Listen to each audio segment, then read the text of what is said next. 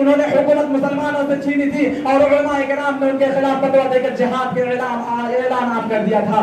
چنانچہ 1857 سے 14 برس پہلے ہی گورنر جنرل ہند نے کہہ دیا تھا کہ مسلمان بنیادی طور پر ہمارے مخالف ہیں. اس جنگ میں 2 لاکھ مسلمانوں کو شہید کیا گیا جن میں 51,500 علماء کرام تھے. انگریز علماء کے اتنے دشمن تھے کہ داڑھی اور لمبے کرتے والوں کو دیکھتے ہی پھانسیاں دے دیتے تھے. ایڈورڈ ٹامسن نے شہادت دی ہے کہ صرف دہلی میں 500 علماء کو پھانسی دی گئی. پوری دہلی کو مقتل میں تبدیل کر دیا گیا تھا. مرزا غالب کی زبان میں چوک جس کو کہیں وہ مقتل ہے، گھر نمونہ بنا ہے زندہ کا.